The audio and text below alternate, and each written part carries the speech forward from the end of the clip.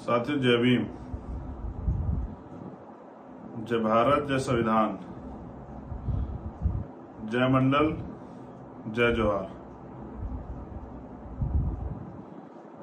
एक महत्वपूर्ण लाइव के लिए और एक लंबे समय के बाद मैं आप लोगों के बीच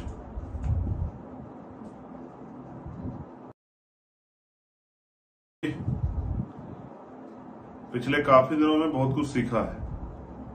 जब आदमी ठोकर खाता है, गिरता है, तो उसको सीखने को भी मिलता है। मैं तो सीखने का बहुत आदी हूं।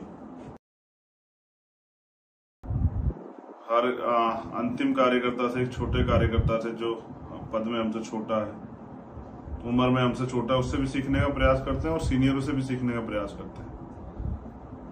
मेरे दिल में कल से, मैं पावटी गया था, एक बात चल रही थी, मुझे लगा आप लोगों से शेयर करनी चाहिए।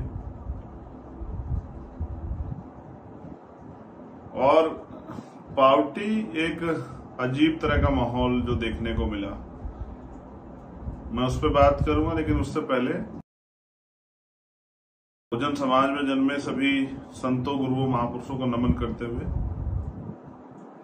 अगर मैं संतों महापुरुषों का नाम लूं, बड़ी लिस्ट, मुझे लगता है कि अगले 5 मिनट जो हैं उसी में गुजर जाएंगे। तो मैं कोशिश करता हूं कि समय बड़ा कीमती है, समय को, और इस समय में जो बहुत महत्वपूर्ण चीजें हैं वो आप तक पहुंचा दूं। करुणा के सागर तथागत गौतम बुद्ध, सदगुरु रविदास जी महाराज, भगवान वाल्मीकि महाराज, गुरु नानक देव, संत कबीर, और एक लाइन से बिरसा फूले अंबेडकर, साहू जी महाराज और महामना रामस्वरूप वर्मा, डॉक्टर बाबा साहब अंबेडकर और मान्यवर साहब काशीराम। धीरे धीरे मैं जब कहीं जाता हूं, जैसे मैं राजस्थान में गया, तो वहां मैं लंबे समय से पढ़ तो रहा था, लेकिन और जानने का मौका मिला कुंभाराम आर्य जी के बारे में, महाराज सिंह भारती जी के बारे में। तो आप सभी महापुरुषों को नमन करता हूं, और मैं समझता हूं कि सिर्फ जयंती वाले दिन याद करने से काम नहीं चलता है। उनके विचारों को, उनके आदर्शों को, उनके संघर्ष को भी अपने जीवन में आत्मसात करना पड़ता, तब जाके आप देख पाते हैं कि किस तरह से महापुरुषों ने आंदोलन चलाए होंगे। साथियों, मैं बात करूंगा पावटी की। एक वीडियो वायरल हुई, आप सब लोगों ने देखी होगी, मुझे बड़ी तकलीफ हुई उससे, जहां एक मुनादी हो रही है। मुनादी करने वाला शख्स भी शेड्यूल कास्ट का ही है। उसकी शेड्यूल कास्ट की जो उपजाति है, उसी उपजाति में से हमारे परिवार का हिस्सा है, क्योंकि एक ताकतवर व्यक्ति ने, उनके पास विकल्प नहीं था, कहा कि से झगड़ा मोल हो जाएगा। तो एक बड़े समाज की परवाह न करते एक जो मुनादी हुई, आप समझिए कि किस डर का माहौल है। लेकिन मैंने इस बात को, मेरा फर्ज बनता है कि मैं वहां तत्काल जाके, उस पुलिस ने कार्रवाई की, उससे भी बड़े पैमाने पे घटना हो जाए, कार्रवाई हो जाएगी, लेकिन ये सब चीजें हो क्यों रहा है, इस बात को जानने के लिए मैं गांव गया चुपचाप। और गांव जाके मैंने वहां की बहनों से, माताओं से, बुजुर्गों से, नौजवानों से बात की। पहली बात तो वो डर के साए में, उनको लगता है उनके साथ कोई अनहोनी कर सकती है। मैं वादा करके आऊं कि ऐसा कुछ, लेकिन जो बात मैंने वहां जाके फील की, वो बात मैं आपसे बयां करना चाहता हूं। मैं जहां तक मैं समझ पाया हूं व्यक्तिगत रूप से, देश आजाद हुआ, मेरी बात पे आप गौर करना, देश आजाद हुआ, पावर ट्रांसफर हुई,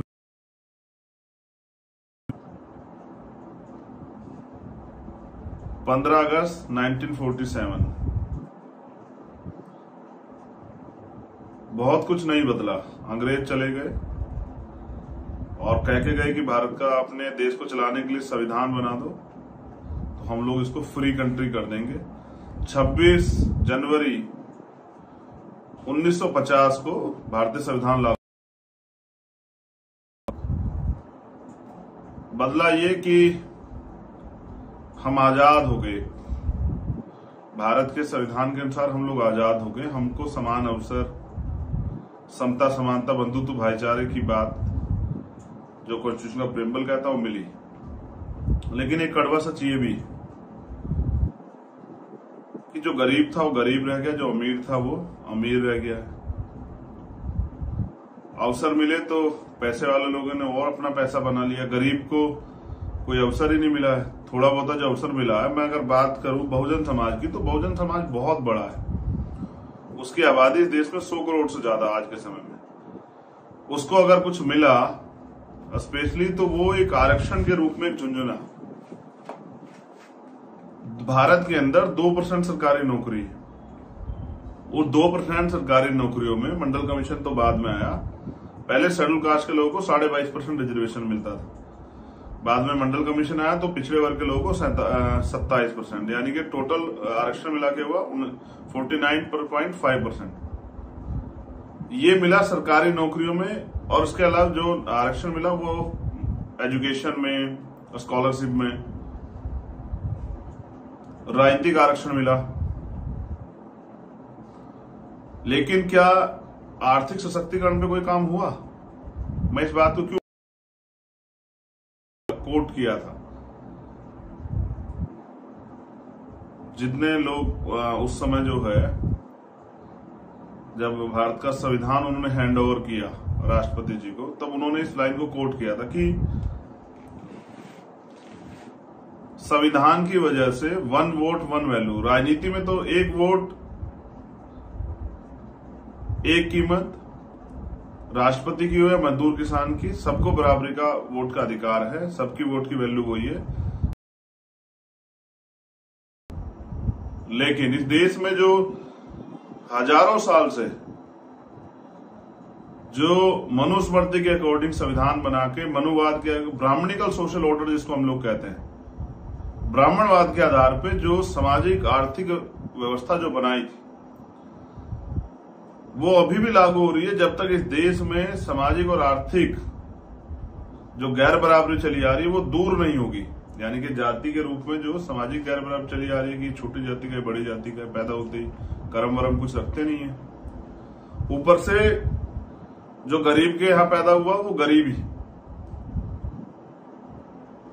उसके लिए सरकार ने कोई प्रावधान नहीं किया कि उसको जब पैदा हो तो उसको कुछ अलग से विशेष कुछ प्रावधान मिल जाए कि भाई वो उसके बाप गरीब थे तो वो गरीब ना रहे। तो वो जो सोशल ऑर्डर था, सामाजिक और राजनीतिक आर्थिक जो सोशल ऑर्डर था, जिसमें आजाद भारत में भी जो गरीब था वो गरीब रहा और जो अमीर था वो अमीर रहा। इतने बड़े समाज के हाथ में आरक्षण के नाम पे झुंझुना आया, जिससे 2%, जैसे मैंने बताया, उस 2% में भी 1% के लगभग शेड्यूल कास्ट और बैकवर्ड दोनों 85% बहुजन समाज से मिलके, schedule caste, schedule tribe, backward से मिलके आधी, जो कि आज तक पूरे नहीं हुए आंकड़ों में, क्लास 1 में, क्लास 2 में, ये आरक्षण का फॉर्मूला था जो अभी तक लागू नहीं हुआ पूर्ण रूप से। इस पे कोई चर्चा नहीं होती है, बस आरक्षण के नाम पे गाली तो पड़ती है, जबकि 10% आप आरक्षण अलग से ले रहे हो, अब तो आप भी ले रहे हो प्रकाश के लोग, लेकिन फिर भी आपको ये संदेश बनाने के लिए कि आरक्षण से अयोग्यता पैदा होती है, झूठ बोलने के लिए, अपनी नाकाबी छिपाने के लिए आप इसको लगातार करते रहते हो। अब तो सबसे पहले ईडब्ल्यूएस का कोटा जो है ना, वो सबसे पहले लागू होता है। शेड्यूल कास्ट, बैकवर्ड को, शेड्यूल ट्राइब को मिले ना मिले, लेकिन ईडब्ल्यूएस के कोटे की सीटें पहले पूरी होती हैं। तो मैं बात उस पर नहीं कर रहा हूं, मैं बात जिस बात पे गौर फरमाना चाह रहा हूं वो ये है कि गरीबों की गरीबी कैसे दूर हो, इसके लिए कोई प्रयास नहीं हुआ है। जैसे सम्राट अशोक का शासनकाल है, वहां जो है सामूहिक खाद्यान्न थे कि जो भी खेती से जो पैदा होता था वो सामूहिक रूप से एक जगह पे, और ऐसे ही धन था, जो भी इकट्ठा होता था, जिस भी रिसोर्स से वो एक जगह खत्म होता, वहां जमा होता था और वहां से सब लोगों को बराबर बराबर मिलता था। तो वो इतिहास में उसको स्वर्ण काल कहा गया है, सम्राट अशोक के शासन को स्वर्ण काल कहा गया है। लेकिन यहां क्या है, यहां आजादी के आज तक बाद भी जो गरीब, उसके जीवन में कुछ परिवर्तन ना करने की बजाय सिर्फ उसको जो है ना राशन वाशन देकर उसको झुंझुना थमा के रखना चाहती है कि वो इसको अपना जीवन समझ के चलता रहे। इस वजह से कल जब मैं वहां गया और मैंने वहां को सुना, बड़ा समाज है, कोई रोजगार सरकार नहीं दे रही, आप आज के हालात देख लो, आबादी बड़ी है, जब जनसंख्या ज्यादा है तो रिसोर्स भी ज्यादा चाहिए, सब लोगों के लिए नौकरी नहीं मिल सकती है, सब लोगों को व्यापार नहीं मिल सकता है, सब लोगों के लिए प्राइवेट जॉब्स नहीं है। इतने बड़े पैमाने पे इतना बड़ा समाज है तो देश की शासन सरकार व्यवस्था ने सरकारों ने किया क्या है उनके लिए। देश का मैंने एक दिन टीवी के माध्यम देखा था, 52% शेड्यूल कास्ट के लोगों पे एक जमीन नहीं है। शेड्यूल ट्राइब के लोग जो लोग जमीन तैयार करते, सरकारें उनको हथिया लेती है, पूंजीपतियों को दे देती है। अब तो एक बुलडोजर का ट्रेंड चल रहा है कि ये जो लोग 20-20 साल से काबिज है उनको उनके घरों से बेदखल किया जा रहा है, तोड़ा जा रहा है। वो लोग जाएंगे कहां? क्या देश की सरकार बता सकती है, सुप्रीम कोर्ट, हाई कोर्ट, कि वो लोग कहां जाएंगे?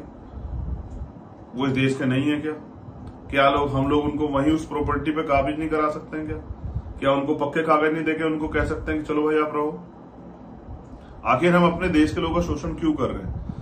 तो जब मैं उस गांव में अपनी बहनों से, माताओं से मिला तो मैंने ये उनसे पूछा तो उन्होंने बताया कि देखो, परिवार चलाने के लिए आय का कोई साधन नहीं है, तमाम तरह की परेशानियां, महंगाई बढ़ रही है, अंत हमें अपने जो पशु हमने पाले हैं जिनके जरिए हम हमें थोड़ी बहुत आय मिलती है, उनके लिए हरे घास के लिए चारे के लिए तो हमें जाना पड़ेगा खेतों में, और हम खेतों में जाएंगे तो इस तरह के ऑर्डर। और आप सोचो, मैंने अपने जीवन में, संघर्ष के जीवन में नहीं सुना, पहले तो सुना था लेकिन अपने सामने नहीं सुना कि मुनादी होकर एक समाज का बहिष्कार होगा। कई दूसरे प्रदेशों में तो थोड़ा थोड़ा सुनाई आता है लेकिन उसके वीडियो वगैरह नहीं आती, लेकिन मैंने तो बकायदा वीडियो से देखा कि इस तरह से सामाजिक बहिष्कार, यही है हिंदू राष्ट्र का सच। मैंने तो कहा, कल भी कहा, चैनल शायद चलाने की हिम्मत नहीं जुटा पाए, मोहन भागवत जी का नाम ले कहा कि वो हिंदू राष्ट्र बनाने की बात करते हैं, पहले एक हिंदू गांव बसा के उसका एग्जाम्पल दे दें, उदाहरण पेश कर दें। वहां उस गांव में SC ST OBC माइनॉरिटी के लोग क्या अधिकार होंगे? क्या उन्हें एजुकेशन का, जॉब्स का, खेती का, बिजनेस का अधिकार होगा? कौन लोग वहां रूल करेंगे? चुनाव कौन लड़ेगा? वहां की सड़कें कौन बनाएगा? कारखाने किसके होंगे? ये सब एक गांव बना के, मॉडल बना के पेश कर दो तो देश को पता लग जाए आपके हिंदुत्व का सच, हिंदू राष्ट्र का सच। वो शायद मीडिया के लोग नहीं चला पाए, मगर मैं आपसे बात इसलिए बता रहा हूं कि आपको समझ आए कि हिंदू राष्ट्र के नाम पे जिस तरह से एक संप्रदाय के खिलाफ माहौल बना के और लोगों का जो है ना, लोगों हिंदुत्व के नाम पे इकट्ठा किया जा रहा है। इसका खोखला सच यही है जो हमें यहां देखने को मिला कि चुनाव से पहले प्रधानमंत्री जी हमारे पैर धोते हैं, मुख्यमंत्री दलितों के घर जा खाना खाते हैं, गृह मंत्री दलितों के घर जा खाना खाते हैं, दलितों को हिंदू बताते हैं, और चुनाव के बाद उनके लिए स्पेशल मुनादी होकर ऑर्डर निकलते हैं। मुख्यमंत्री ने कोई स्टेटमेंट नहीं दिया बेचारों ने, हिंदू वोट सड़क जाएगा उनका प्रकाश। लेकिन मैंने जो आपसे कहा, मेरा जो व्यू है वो इस बात पे है कि इतना बड़ा बहुसंख्यक समाज अगर अपना घर परिवार चलाएगा तो चलाएगा कैसे? सरकार ने तो कह दिया वो रोजगार नहीं दे सकते हैं सबको। कल मुझे जाके तकलीफ हुई कि मजबूरी में उनको जाना पड़ेगा उन खेतों की तरफ, और वहां जाएंगे तो सामाजिक अपमान, उनके साथ छेड़छाड़, तमाम तरह की घटनाएं होगी। इसकी जिम्मेदारी कौन सरकार लेगी, कौन DM SSP लेंगे, वो मुझे बताएं। तो मैंने वहां के जो अधिकारी थे, सीनियर अधिकारी, उनसे भी बात की, उनको बताया कि ये जो डर है उनके अंदर पहले, क्योंकि पहले भी ऐसा हुआ है उस गांव में, ये कैसे दूर होगा बताइए। मैंने सारी घटना को जानने के बाद मुझे ऐसा लगता है, मैं प्राइम मिनिस्टर को पत्र लिखूंगा कल कि वो वंचित वर्गों के लिए एक बार भूमि सुधार हो चुका, दोबारा से भूमि उन्मूलन जो कार्यक्रम था उसको पुनः चलाएं। अगर वास्तविकता में वो गरीबों के हितैषी हैं तो इतने बड़े वंचित वर्ग को कृषि करने के लिए भूमि दे, जिससे कि उनकी सामाजिक सुरक्षा हो सके, उनके स्वाभिमान सम्मान की रक्षा हो सके। ये किस तरह का सिस्टम है कि गरीब गरीब ही रहेगा चाहे कितनी मेहनत कर ले? क्या उसके तरक्की का, आगे बढ़ने का कोई रास्ता है सरकार के पास? सरकारी नौकरियां तो बिल्कुल बंद हो गई, लेटरल एंट्री से हो रही है, संविदा से अपने लोग रखे जा रहे हैं। तो गरीब का बेटा कैसे है, जिसने अच्छी एजुकेशन लेके क्वालिफिकेशन करके जो बैठा हुआ है, वो कहाँ कैसे जाएगा। जैसे मैंने कहा, उनके लिए जो बच्चे सेना में भर्ती होना चाहते हैं, मैं चर्चा कर रहा था सैनिकों से, पूर्व सैनिकों से, मैंने उनसे पूछा कि एक लिमिटेड एज है, कोरोना काल में भर्ती नहीं, तो वो लोग कहाँ जाएं? उनके सपने हैं, वो चाहते हैं देश की सेवा करना। प्रधानमंत्री जी, गृह मंत्री जवाब दें कि वो बच्चे क्या करें, उनको छूट क्यों नहीं मिल रही है? क्या वो किसी और देश के बच्चे हैं? उन्होंने, उनका सपना था, उन्होंने इसके लिए तैयारी की है, और आपने 2-3 साल भर्ती निकाली। वो लोग परेशान है, भर्ती होना चाहते हैं, आंदोलन कर रहे हैं। कोई ऐसा वर्ग नहीं जो आंदोलन ना कर रहा हो, और कोई ऐसा समूह नहीं जो आंदोलन ना कर रहा हो। हर व्यक्ति पीड़ित है। अभी 68,000 भर्ती वाले बच्चे बैठे हैं, वो आंदोलन कर रहे हैं।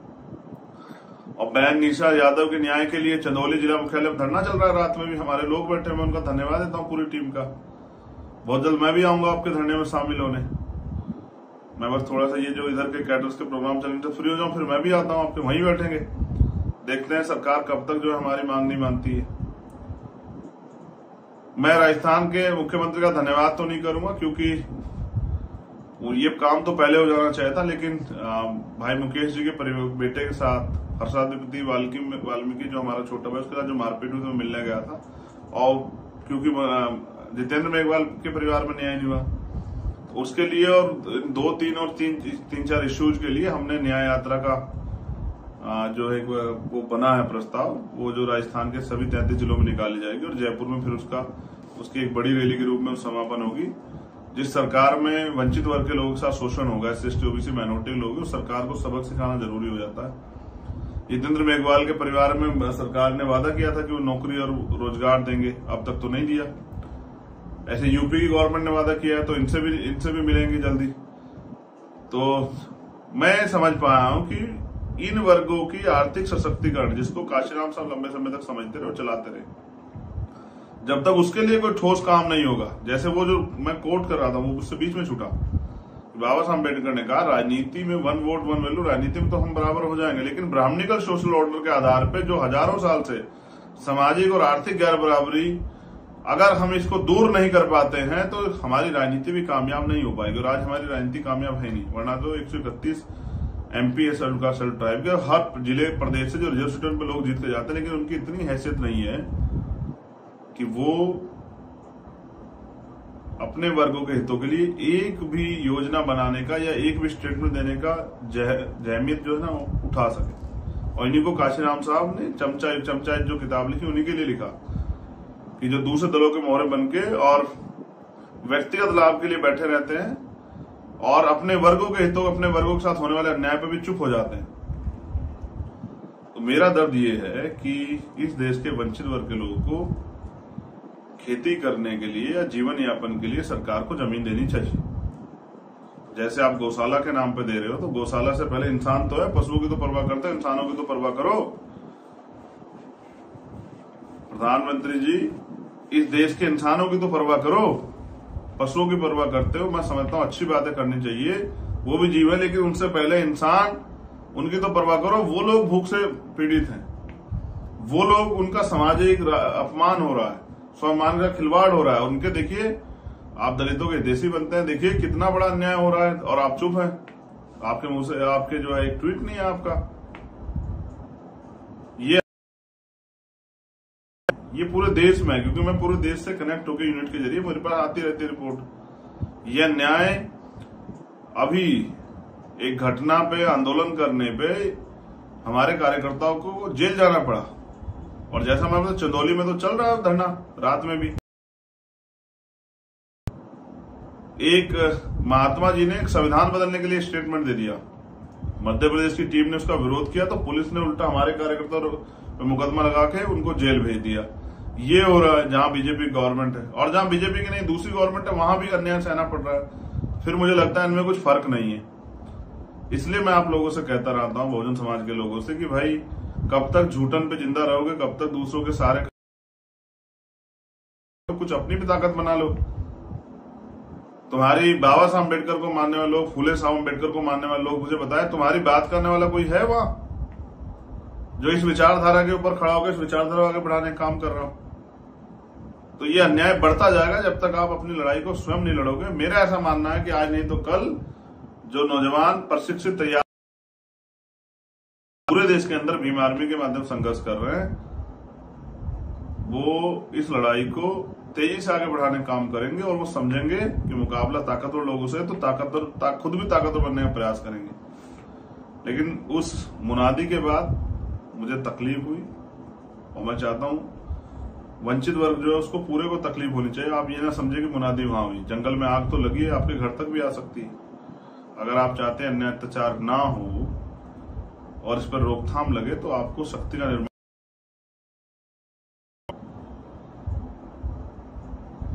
आप सब लोगों ने मुझे सुना, आपका बहुत बहुत धन्यवाद। जो साथी आंदोलन कर रहे हैं उन सभी का, पूरे देश में जो जहां आंदोलन कर रहे हैं उन सबका धन्यवाद। लेकिन मैं कह रहा हूं कि ये तो एक छोटा सा प्रयास शुरू हुआ, अभी तो आप देखिए मजबूती से पूरे देश में इस आंदोलन को ताकतवर तरीके से खड़ा किया जाएगा। मैं बस आपसे चाहता हूं कि रुकिएगा मत, झुकिएगा मत, डरिएगा मत, निरंतर बढ़ते रहिएगा, क्योंकि अपने महापुरुषों को कल जो है अपने जीवन के खत्म होने से पहले महापुरुषों के से जब उनके संघर्ष से सामना होगा तो शायद जवाब देना पड़ेगा कि हमने बाबा साहब के कारवा को अधूरा नहीं छोड़ा, उसको बढ़ाने का प्रयास किया। मेरा ऐसा मानना है कि आने वाले समय में हम लोग मेहनत करके बाबा साहब अम्बेडकर और मनोहर काशीराम साहब के अधूरे सपने को जरूर पूरा करेंगे। जय भीम, जय भारत, जय संविधान, जय मंडल, जय विज्ञान, जय जोहार। और मेरा ऐसा मानना है कि प्रधानमंत्री तो नहीं सुनेंगे हम लोगों की बात पत्र लिखने के बावजूद भी, क्योंकि उनको तो चीखें नहीं सुनाई देती बड़े पैमाने पे। देख लीजिए आप, कई जगह पे जो है उत्तर प्रदेश में आप हाल देखिए, महिलाओं के साथ पुलिस जाती है, पीट के आ जाती है, थाने में रेप हो जाता है, पुलिस घर जाती है, वहां पीट के हत्या कर देती है, कुछ हो ही नहीं रहा है। गूंगे बहरे लोग बैठे हैं, उनको लगता है कि कमजोर शोषित वर्ग के लोगों का दर्द होता ही नहीं है। तो मेहनत इतनी करनी पड़ेगी कि आपकी ताकत के सामने उनकी कुर्सी आने लग जाए, शायद फिर आपके दर्द को लोग सुनने लग जाए। धन्यवाद, आप सभी के लिए मंगल कामना।